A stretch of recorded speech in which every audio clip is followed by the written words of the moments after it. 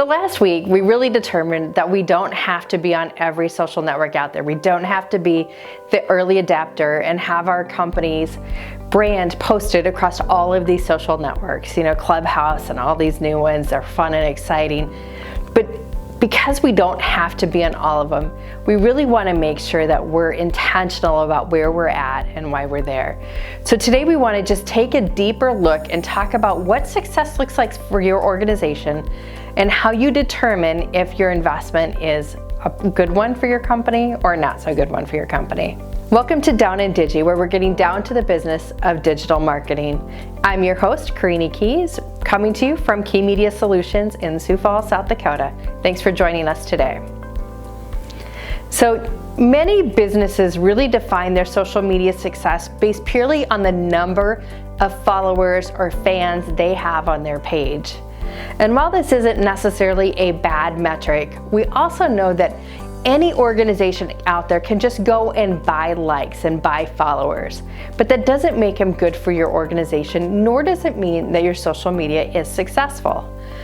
So what really matters when you're looking at how to determine success for your social marketing efforts?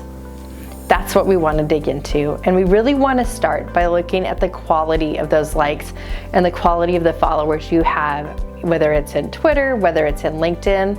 What are those pieces that really determine the best followers and really the engaged numbers?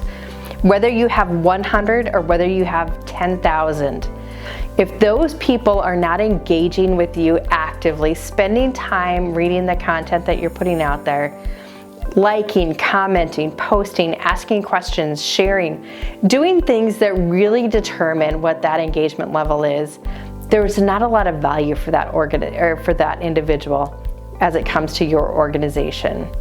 So you really want to be intentional about building good quality followers and not just by a mass number of followers.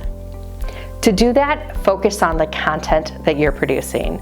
Be really intentional and consistent about putting information on your social pages that are interesting or relevant to your clients.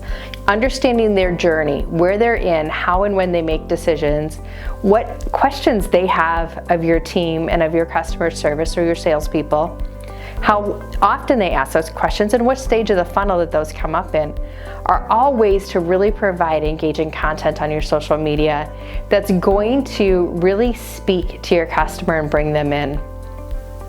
Your social media pages are also great places to build brand loyalty. You want to share your story. You want to talk about the why behind what you're doing. You want to be able to show the faces and the people in your culture, how you give back to the community, engage in the community that you're in.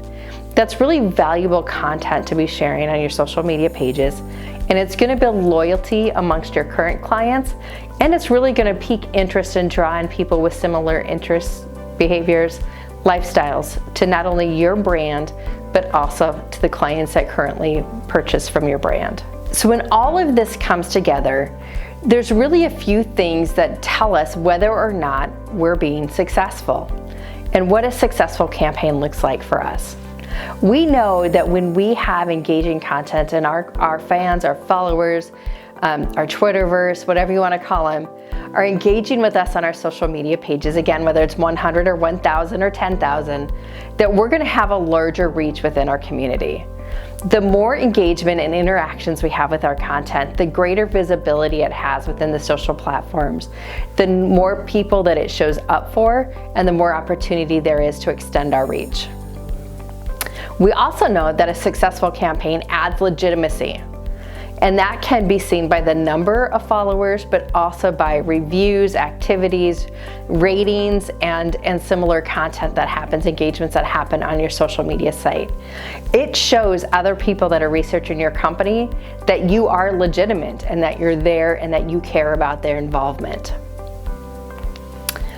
Often, this leads to higher sales and higher lead generation, right? It's a pretty quick path to follow. But also it's going to build your customer loyalty. It's going to add that piece that you're going to get to where it's going to be less difficult or easier for your organization to maintain current clients, to do less new business development, and it's really going to extend the longevity of your current clients. So we've talked about engagement a little bit, and those engagement metrics can be measured in a number of ways. It can be measured in new followers or new fans to your social pages. It can be measured in likes or shares or loves or comments or thumbs up in Twitter, or however you want to put that. It can also be measured in how people are commenting. Are they adding comments? Are they asking questions? Are they sharing information based on your posts? All of those are really great metrics that tell you that your social media campaign is successful for your organization. And these activities over the course of time are going to lead to new customers, additional sales, and better revenue for your organization. Social media marketing is really about being social. People do not go to YouTube or Snapchat or Twitter or Instagram to be sold to. They go there for entertainment and connection purposes.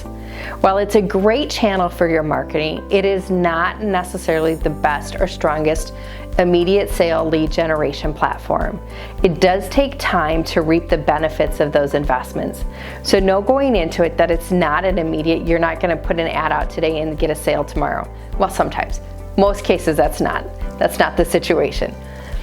But it does build loyalty over time, it builds connection over time, and it builds those relationships over time that are going to be lasting and more beneficial for your organization in the long run. Thanks for joining us today for Down in Digi. I hope you know more now than you did 5 minutes ago. Until next week, cheers.